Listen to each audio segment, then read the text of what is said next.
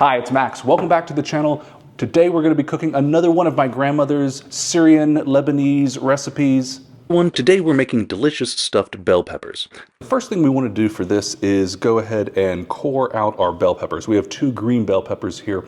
You could really use any kind of bell pepper that you'd like. Red, green, yellow, orange.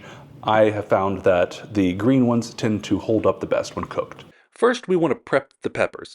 Use a sharp knife and carefully cut around the stem and remove it. You then want to use a small spoon to scoop out the seeds and any membranes inside the peppers. You can save the stems and use them later as lids on top of the peppers for decoration, but this is optional. Because the peppers will overcook by the time the rice is done, I recommend using a quick cook rice like Uncle Ben's or pre-cooking or par-cooking your rice. Rinse that rice in a strainer until the water runs clear. It's about 2 to 3 times.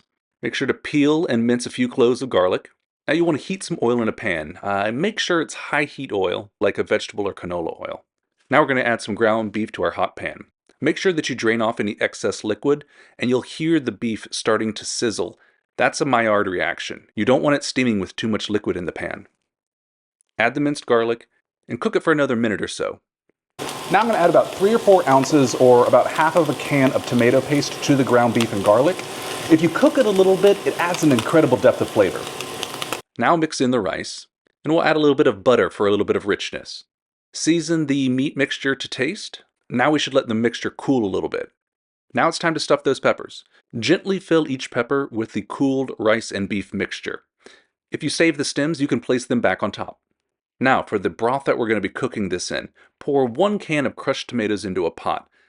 To help the peppers stand upright, you can place a wire rack or even a few layers of paper towels in the bottom of the pot. Arrange the stuffed peppers in a pot, stem side up. Bring the broth to a simmer and then lower the heat. Cook about 20 minutes or until the rice softens. Now we'll carefully remove the peppers from the pot. Remember, they're soft, so be gentle. You want to reduce the remaining sauce by about half. You can use an immersion blender for a smooth sauce or leave it chunky if you prefer. Now that you have your peppers, you can season with any additional herbs or spices you like at this point. To finish, we're going to drizzle a little olive oil over top.